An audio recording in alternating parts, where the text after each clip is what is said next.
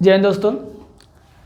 आज हम लोग बात करेंगे बायोलॉजी का, ये तीसरी का क्लास होगा और उसके बारे में बात होगा। बात था पहला वीडियो में आप लोग जनन संबंधित बातें और लैंगिक जनन के बारे में बताया गया। दूसरे का पार्ट में अलैंगिक जनन के प्रकार के बारे में बताया, लेकिन अभी भी बाकी है। वो हम अभी आप लोग पढ़े थे मुकुलन के बारे में, और आज हम लोग बात करेंगे बीजाणु जनन के बारे में। मैं बता दूं कि जो कल के वीडियो में था आपको उसमें एक एग्जाम्पल अमीबा था। मैं बता दूं कि अमीबा में द्विविखंडन भी होता है और बहुविखंडन भी होता है। बहुविखंडन में क्या होता है कि एक लेयर बनता है, एक परत बनता है, एक पुट्टी जैसा निर्माण होता है, उसको पुट्टी भवन भी कहा जाता है। कोई ये सवाल नहीं आता, लेकिन मैं आपको बता दूं। लेकिन एग्जाम्पल में देखिएगा कि अमीबा में एक कोशिकी द्विविखंडन भी होता है जनन, और बहुविखंडन भी है। यह सवाल पूछा गया सवाल है, ठीक है, याद रखिएगा। आज हम लोग बात करेंगे बीजाणु जनन के बारे में। देखिए, जब तक आप लोग पहला वीडियो और दूसरा वीडियो नहीं दिखेगा तो उतना मज़ा नहीं आने वाला है। अब वो भी देखिएगा और ये भी देखिएगा, पूरा मज़ा आएगा। और इसका एंजॉय कीजिए, इस एजुकेशन का और इस संबंधित बातों को। एक से काल रोचक बातें बताई जाएगी। तो बात करेंगे आज बीजाणु जनन के बारे में।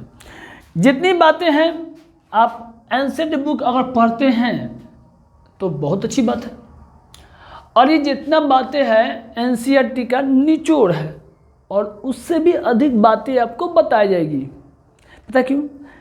क्योंकि फ्यूचर में अब 12th के बाद बायोलॉजी सेक्टर में बहुत सारे विकल्प आते हैं। कभी इसके बारे में बात किया जाएगा कि बायोलॉजी करने के बाद कौन कौन से विकल्प आपके फ्यूचर में प्लानिंग होती है, क्या प्रॉफिट होते हैं। लेकिन अभी बात करेंगे कि जो आने वाला 12th के बाद एग्जाम होगा। देखिए, बोर्ड के एग्जाम चिंता की जरूरत नहीं है, आप उसे भी लेवल सोचिए। मेरा बायोलॉजी का कंसर्न में आपको इतना चैलेंज ठोके कह रहा हूँ कि आपका ये हाई लेवल में भी काम आएगा और बोर्ड के एग्जाम तो आपके लिए आसान हो जाएगा। बस सर आप हमसे जुड़े रहिए और वीडियो को देखते रहिए। अच्छा लगे तो लाइक कीजिएगा, तो कोई से जरूरत ऐसा नहीं है, लेकिन अच्छा लगे तो जरूर इसको लाइक कीजिएगा, क्योंकि ये लाइक हम लोग के लिए मोटिवेट का काम करता है, ठीक है। तो आगे बात करते हैं बीजाणु जनन के बारे में। इसको बोलते हैं इंग्लिश में एस्प्रोरुलेशन बोलते हैं। देखिए, मैं इसलिए बोला कि लाइक मन करे तो। देखिए, हम लोग वीडियो बनाने का, पैसा कमाने का मकसद नहीं है। मकसद ये है कि हम लोग के पास सभी तरह के टैलेंट हो, और जो हमारे नॉलेज हैं, जो हमारे कंसेप्ट है, आपके पास पहुँचे। तो हम लोग थोड़ा सा अलग बिहेवियर से अपनाते हैं, इसलिए हम बाकी यूट्यूबर से नहीं है कि लाइक कीजिए, सब्सक्राइब कीजिए, ऐसे कोई मेरे माइंड में बात नहीं है। बस मेरे पास कैपेसिटी है, आपको समझ में आ रहा है, तो आपको उस कैपेसिटी को हम लोग शो करना चाहते हैं, दिखाना चाहते हैं कि हम लोग भी कुछ हैं। कहीं हम लोग ये क्लास ऑफलाइन ऑनलाइन दोनों चलता है। ऑफलाइन में आपको वही तरीका बताया जाता है जो ऑनलाइन में बताया जाता है। हाँ, ऑफलाइन में तो कुछ ज़्यादा मटेरियल दी जाती है, ज़्यादा कंसेप्ट दी जाती है, होमवर्क दी जाती है, लेकिन यूट्यूब में एक पाबंदी होता है, टाइम का होता है कि जल्दी बना के ख़त्म किया जाए। लेकिन ऐसा बात नहीं है, हम लोग चलेंगे, वीडियो चलेंगे। तो पहले बताने कि जो बीजाणु होते हैं वह एक कोशिकीय भित्ति वाले होते हैं। क्या होते हैं? एक कोशिकीय भित्ति वाले होते हैं। आप लोग जब भी और कॉपी किताब सामने रखिए और लिखना स्टार्ट कीजिए। स्टार्ट दीजिएगा बीजाणु जनन, इंग्लिश में लिखिएगा एस्प्रोरुलेशन। अब इसके बारे में ऐसे लिखिएगा कि बीजाणु एक कोशिकीय भित्ति वाले अलैंगिक जनन प्रदर्शित करते हैं। ये अगुणित होते हैं। क्या होते हैं? अगुणित होते हैं। चलिए, यहाँ तक लिख चुके हैं। उसी में लिखिएगा जो प्रतिकूल परिस्थितियों में, कच्ची में, जो प्रतिकूल परिस्थितियों में बनते हैं। अब क्या होगा? तो किस में बनते हैं? ये बनते हैं जीवाणु में, कवक में, शैवाल में, टेरिडोफाइटा में। ये आप नोट कर चुके हैं। अब मेरे बात को समझिएगा। यानी कि सबसे पहले जो बीजाणु होता है वो सबको पता है कि एक कोशिकीय होता है। उसमें पहले क्या होता है कि पहले वो एक प्रकार का क्या बनेगा? एक टाइमिंग होगा, एक उसके लिए टाइमिंग होता है, माहौल होता है कि कब वो ग्रोथ करेगा। एग्जाम्पल आप देख चुके होंगे, आप लोग कवक में है सवाल है, ये खासकर पाए जाते हैं, उसमें पाए जाते हैं। ये जो बीजाणु की प्रक्रिया होता है, ये पता कैसे फैलते हैं। जैसे मैं आपको टच मारूँ और टच जब मैं हम लोग बांटते हैं, देखना कि एक छोटे से बॉल से मारे के फोकस निकलता है। ठीक उसी प्रकार जो बीजाणु जनन की प्रक्रिया होती है, परकीड़न द्वारा फैल जाते हैं। इसको आप लोग नोट कर लीजिएगा कि बीजाणु जनन में बीजाणु परकीड़न द्वारा फैल जाते हैं। चलिए, इसके दो प्रकार होते हैं। कितने प्रकार होते हैं? दो। पहला मिलेगा चल बीजाणु, देखिए थोड़ा सा यहाँ पर घबरा गया है, इसको याद रखिएगा आप लोग, इसको बोलते हैं, एक मिलेगा चल बीजाणु, दूसरा मिलेगा अचल बीजाणु। देखो अगर नाम में से है चल, चल मतलब गति, मूवमेंट। अब चल बीजाणु में गति क्यों होता है और एक अचल बीजाणु में गति क्यों नहीं होता है? देखिए, चल बीजाणु में फ्लैजिला पाए जाते हैं। क्या पाए जाते हैं? कशाभिका पाए जाते हैं। जिससे क्या होता है, उसमें वो धीरे धीरे गति कर क्या करते हैं, अपना जनन क्रिया को पूरा करते हैं। एग्जाम्पल पे गौर कीजिएगा, Chlamydomonas, example most important, Chlamydomonas, Ulothrix, Spirogyra में ये प्रक्रिया पाया जाता है। एग्जाम्पल पर संबंध में प्रयास कीजिएगा। जैसे मान लीजिए कि जहाँ बीजाणु होते हैं उसको बीजाणु धानी कहते हैं। अब इसमें मारे खनिया बीजाणु धानी पाए जाते, क्या पाए जाते हैं? मारे खनिया बीजाणु धानी पाए जाते हैं। इस बीजाणु में ये फ्लैजिला के कारण जैसे ये विकसित हो जाते हैं, धीरे धीरे ग्रोथ करके क्या होते हैं, बाहर निकल जाते हैं। ये खास कहाँ पाते हैं? क्लेमाइडोमोनास में, एस्पाइरोगैरा में और इलोथ्रिक्स में ये पाए जाते हैं। तो कोई पूछेगा आपसे कि चल बीजाणु में गति क्यों होता है, तो बोलिएगा फ्लैजिला के कारण। और जिस जीवाणु में गति के साथ अपना वृद्धि जनन को प्रक्रिया को पूरा करे उसे बोलेंगे चल बीजाणु, याद रखिएगा।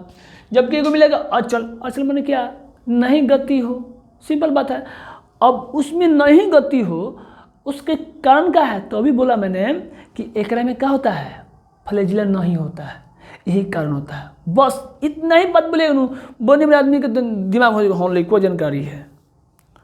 ऐसे बहुत से लड़का लड़की मिल जाएंगे, जब पूछा जाएगा कि गति क्या नहीं होता है अचल में, कॉन्फ्यूज होते हैं, चल वो सर लिखा है, सर लिखा नहीं, कंसेप्ट समझिए, वो आपके लिए फायदा करेगा। इसका एग्जाम्पल की हम बात करें, म्यूकर राइजोपस, कैची में अचल का एग्जाम्पल क्या हो जाएगा? म्यूकर राइजोपस में इसका एग्जाम्पल होता है। क्लियर है? आपके सामने यहाँ पर है। नेक्स्ट देखेंगे तो आगे देखते हैं। अब देखिए, अब है खंडी भवन। खंडी भवन नाम से आपको अजीब लग रहा है। इसमें क्या होता है कि जैसे मान लो हमारा शरीर है, अपने शरीर को यहाँ से काट दिए, अरे काटे में सचो का नहीं झूठ मतलब कि बता रहे हैं, आधा यहाँ पर काट दिए, आधा यहाँ, 3 भाग में अपने शरीर को मैंने काट दिया। तो काटने के बाद क्या होता है कि ये जो जितने भी शरीर के भाग टुकड़ा हुए हैं, फिर से तीनों पार्ट अलग अलग बॉडी बना लें। एग्जाम्पल तो पे मार्कर पर गौर कीजिएगा। इस मार्कर को मैंने यहाँ से काटा, यहाँ से काटा, यहाँ से काटा, मैं 4 भागों में कर दिया। इस चारों भाग अपना अलग अलग बॉडी बना ले, यानी कि इनमें क्या पाता है, रीजेनरेशन की प्रक्रिया पाई जाती है। इसका एग्जाम्पल क्या होगा, मार्केसिया। कुछ कुछ हाइड्रा में भी पाए जाते हैं। ठीक है, समझ आ गया होगा। याद रखने वाली बात, इसका नाम है खंडी, मानी टुकड़ा, खंड। ठीक है, अब देखो कोनिडिया। कोनिडिया ये बहुत ही इंपॉर्टेंट और वीवीआई टॉपिक में रहेगा, ये गौर कीजिएगा। पेनिसिलियम एस्पर्जिलस, ये क्या होते हैं, ये कोनिडिया के भाग होते हैं। इनमें क्या होता है, कवक सूत्र। क्या होते हैं, कवक सूत्र। ये क्या होता है, कवक सूत्र के आगे वाला भाग में, कैसे में आगे वाले भाग में कोनिडियोफोर का निर्माण होता है, और वहीं से निर्माण होता है कोनिडिया का। गौर कीजिएगा, पेनिसिलियम और एस्पर्जिलस में उसके जो कवक सूत्र होते हैं और आगे वाला भाग से क्या बनता है, कोनिडियोफोर का निर्माण होता है और वहाँ से निर्माण होता है कोनिडिया का। ठीक है, आगे देखिए। अब नेक्स्ट टॉपिक मिलेगा कलिका। एक नाम हो जेम्यूल। बड़ा कन्फ्यूज करता है कभी कभी बुक में, एंसर में देखो दिया है, नीचे दिया है, पेज नंबर 3-4 में दिया है। इसके पहले उदाहरण पर गौर कीजिएगा। फ्यूनेरिया स्पॉन्ज में पाया जाता है, इसका नाम है कलिका। जब किसी पौधे में देखिएगा एक छोटा सा भाग उभरता है, जैसे मान लीजिए कि आप लोग देखे होंगे कि पौधा का एक छोटा सा भाग उभरता है, हम लोग भोजपुरी में बोलते हैं इनमें गिल्ठी निकलता, वही गिल्ठी टाइप का होता है और वहाँ से क्या निकलता है, छोटा सा भाग निकलता है, उसी छोटे भाग को बोलते हैं कलिका।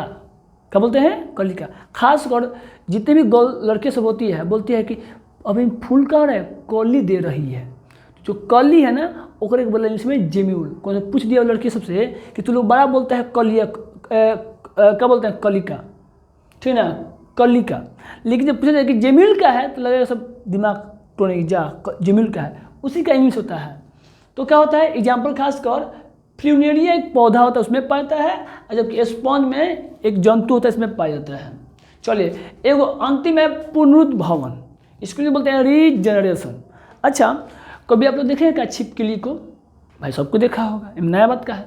देखना छिपकली की जो पुछुआ होता है ना, कभी कभी देखते ना कि देहिया का रंगवा पोछुआ का रंगवा अलग अलग होता है। पता क्या है, वो अपना पोछुआ काट लेती है, पता क्या है, वो किसी को माइंड को डाइवर्ट करने के लिए। जैसे हम लोग कोनो छोटा बच्चा चाहे कोनो लड़का होता है कि वो खोदता है उस छिपकलिया को, मारता है, मुँह आता है, वो माइंड को डाइवर्ट करने के लिए वो पोछुआ अपना काट देती है।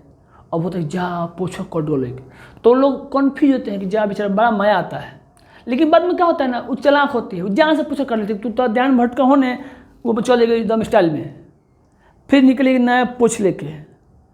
तो वो जो पोछा होता है जब लोग देखते हैं उसको बोलते हैं रीजनरेशन। क्या हुआ, फिर से बॉडी का विकास, फिर से पोछ का विकास कर लिया। उसको देखना नॉट लेखा कैसा होता है, नॉट लेखा। लेकिन वो एग्जाम्पल था। ये क्या होता है कि जब किसी जीव का, मान लो मैंने एक जीव लिया, ये है मान लीजिए प्लेनेरिया। प्लेनेरिया को पूरे भाग को अलग काट दीजिए और ये फिर से क्या होता है, अपना बॉडी को विकास कर, क्या फिर से अपने बॉडी को विकास करेगा, यानी कि फिर से अपने बॉडी को रीजनरेशन करेगा। वो खासकर इसमें पाए जाते हैं। तो ये रहा टॉपिक। बाकी हम लोग अभी बात जस्ट करेंगे पेड़ पौधा के बारे में। यानी कि मैं बता दूं आपको कि आपका कंप्लीट हो गया लैंगिक जनन के प्रकार। कल के वीडियो मिलेगा बेहतरीन तरीके से पौधों में कायिक जनन। पता अंतर क्या है, पौधों में जो कायिक जनन होता है, लैंगिक जो जनन होता है, सॉरी अलैंगिक होता है, एसेक्सुअली प्रोडक्शन होता है, उसी को भाषा में कहा जाता है कायिक जनन। ठीक है, लेकिन इसके बारे में कल चर्चा करेंगे। आज के लिए जय हिंद, जय भारत।